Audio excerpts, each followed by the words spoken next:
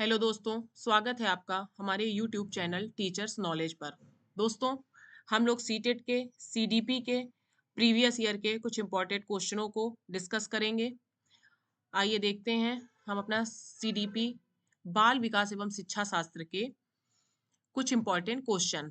पहला क्वेश्चन है, निशुल्क एवं अनिवार्य बाल शिक्षा अधिकार अधिनियम 2009 दिव्यांग बच्चों की निशुल्क शिक्षा के अधिकारों को सुनिश्चित सुनिश्चित करता है।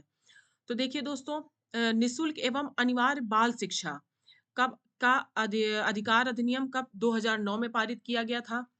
इसमें बच्चों को मुफ्त और अनिवार्य शिक्षा का अधिकार के प्रति एक ऐसा अधिनियम बनाया गया जिसमें हमारे 86वें संविधान संशोधन में अनुच्छेद 21 ए के तहत भारत में 6 से 14 वर्ष की आयु के सभी बच्चों को मुफ्त एवं अनिवार्य शिक्षा प्रदान की जाए।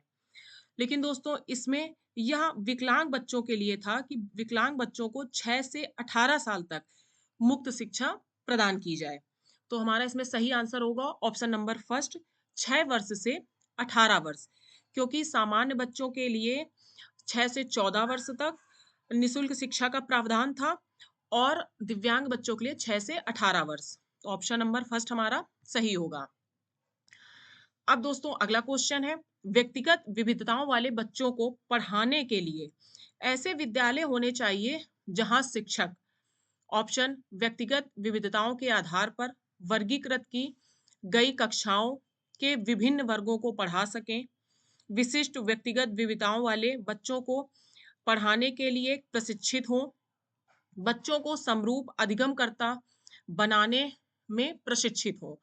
और हमारा अगला ऑप्शन है, विविध अधिगम आवश्यकताओं के अनुसार विभिन्न शिक्षण अधिगम प्रविधियों का प्रयोग करने में प्रशिक्षित हो। तो देखिए दोस्तों, सही क्या होगा? ऑप्शन नंबर सेकंड, कि व्यक्तिगत विविधताओं वाले बच्चों को पढ़ाने के लिए ऐसे विद्यालय होने चाहिए जहां पर शिक्षक अधिगम आवश्यकताओं के अनुसार विभिन्न प्रकार की शिक्षण सामग्रियों का प्रावधान कर सकें, विभिन्न प्रकार की शिक्षण सामग्रियों का और प्रविधियों का प्रयोग करने के लिए प्रशिक्षित हो। मतलब कि वो व्यक्तिगत विभिन्नताओं वाले बच्चों को पढ़ाने के लिए अलग-अलग तरह की ही शिक्षण सामग्रियों का प्रयोग कर सकें। तो ऐसे विविध अधिगम आवश्यकताओं के अनुसार विभिन्न शिक्षण अधिगम प्रविधियों का प्रयोग करने में प्रशिक्षित होने चाहिए। तो हमारा ऑप्शन नंबर सेकंड सही होगा। अगला क्वेश्चन है, विविध अधिगमकर्ताओं के लिए सुगम में स्वरूपों में शिक्षण अधिगम सामग्रियां प्रदान करने का तात्पर्य से है सार्वभौमिक समावेशी शिक्षा के नैतिक विचार से, शिक्षण व्यावसायिकता के सार्वभौमिक संहिता से, शिक्षण के सार्वभौमिक मानववादी दृष्टिकोण से, अधिगम की सार्वभौमिक संरचना से।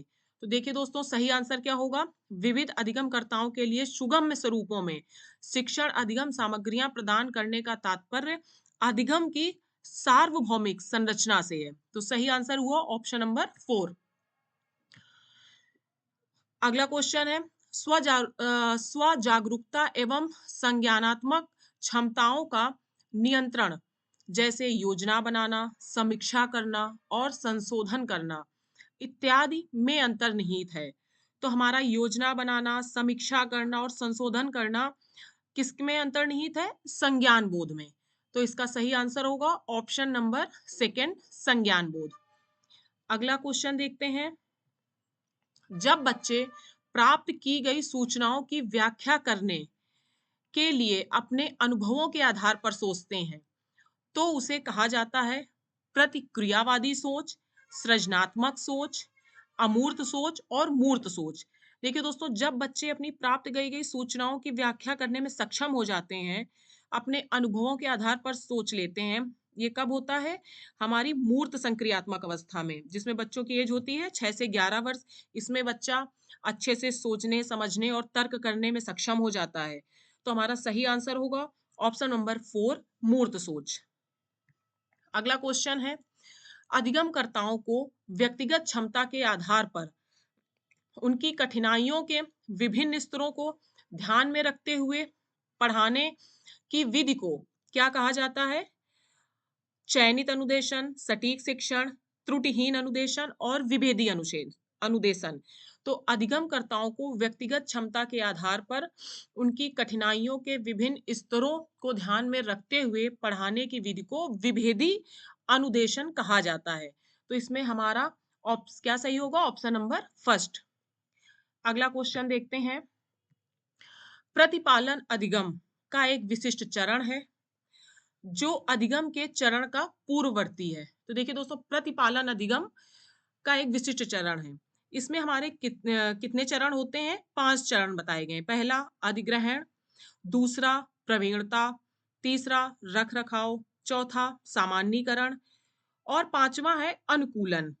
तो हमारा जो प्रतिपालन अधिगम का एक विशिष्ट चरण है, जो अधिगम के, तो इसमें सही होगा सामान्यीकरण चरण का पूर्ववर्ती है। तो इसमें सही ऑप्शन होगा ऑप्शन नंबर 4 सामान्यीकरण। दोस्तों, ये थे हमारे सीडीपी के प्रीवियस ईयर के इंपॉर्टेंट क्वेश्चन। और भी इंपॉर्टेंट क्वेश्चन हम अपने अगले वीडियोस पर पढ़ेंगे।